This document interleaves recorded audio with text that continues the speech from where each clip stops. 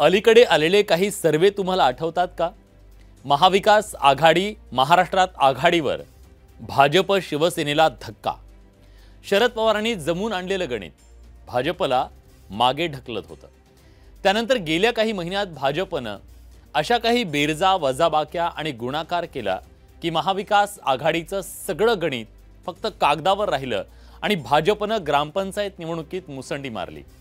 ग्रामपंचायत निवडणूक ही भाजपची रंगीत तालीम होती का? अजित पवारांना भाजपनं सोबत का घेतलं या प्रश्नाचं उत्तर आजच्या निकालातून मिळालंय का? पाहूया बडे मुद्देमध्ये. मंडळी नमस्कार, मी विलास बडे. या प्रश्नाचं उत्तर शोधण्यासाठी आपल्याला 4 वर्ष मागे जावं लागेल. 2019च्या निवडणुकीचे निकाल हाती आले तेव्हा जनतेनं भाजप शिवसेनेला सत्ता हाती दिली. काँग्रेस राष्ट्रवादीला विरोधात बसवलं. 25.7% मतं मिळवत भाजपनं 105 जागा जिंकल्या.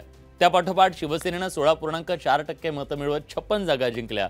राष्ट्रवादीनं 16.7% मतांसह 54 जागा तर 15.87% मतं मिळवत 44 जागा काँग्रेसनं पटकावल्या.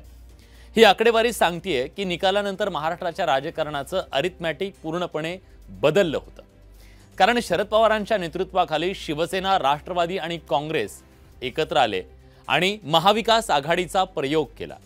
भाजप विरोधात सर्व विरोधकांनी एकत्र येत एक मूठ बांधली होती आणि महाराष्ट्राच्या राजकारणाचं गेल्या 3 दशकातलं जे चित्र होतं ते पूर्णपणे बदलून गेलं. एरवी अटीतटीची वाटणारी लढाई एकतर्फी झाली होती आणि भाजप या लढाईत एकटा पडला होता. मवियाच्या धाडसी प्रयोगानं भाजपचं सत्तेचं गणित पुरतं बिघडून टाकलं होतं.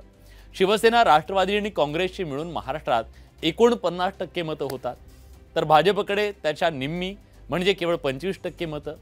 अशा परिस्थितीत भाजप कितीही बलाढ्य वाटत असला तरी मवियाच्या एकत्रित शक्तीचा सामना करणं वाटतं तितकं सोपं नव्हतं.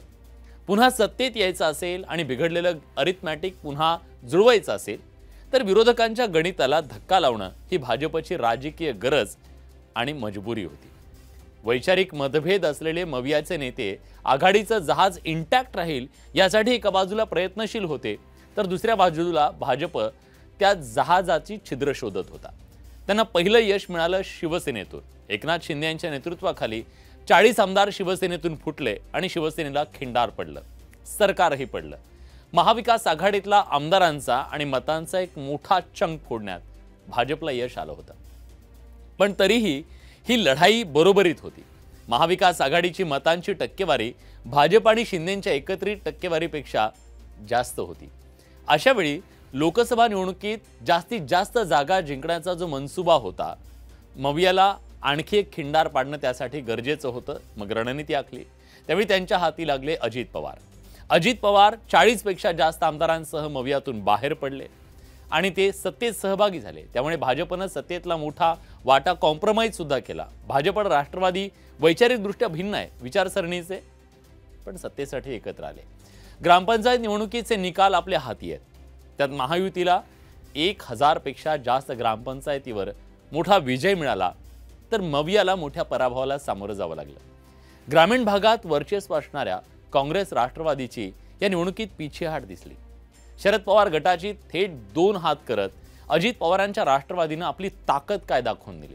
पुणे बारामतीचा बालेकिल्ला त्यांनी काबीज केलाय. खरं तर ग्रामपंचायत ही कार्यकर्त्यांची निवडणूक मानली जाते. या निवडणुकीच्या निकालातून कार्यकर्ते आणि मतदारही आपल्या सोबत आहेत हा क्लिअर कट मेसेज दिल्याचा सत्ताधाऱ्यांनी दावा केलाय, तर विरोधकांना हा दावा मान्य नाहीये. दावे प्रतिदावे सुरू राहतील, पण मवियाच्या जहाजाला 2 छिद्र पाडून भाजपनं आपलं अरिथमॅटिक सुधारण्याचा केलेला प्रयत्न यशस्वी होताना दिसतोय. पण त्याचा अंतिम फैसला लोकसभा आणि विधानसभेच्या निकालातून लागेल हेही तितकंच खरं आहे. 2024च्या लोकसभेसाठी भाजपनं जी टीम बांधली आहे त्या टीमचे रोहित शर्मा, देवेंद्र फडणवीस आहेत आणि मिडल ऑर्डरला आधार देणारे अजितदादा आणि एकनाथ शिंदे, विराट आणि के.एल. राहुल आहेत. लोकसभेच्या मैदानात ही टीम कशी परफॉर्म करते हे पाहणं औत्सुक्याचं ठरणार आहे. बडे मुद्देमध्ये आज आपण इथेच थांबतोय. धन्यवाद.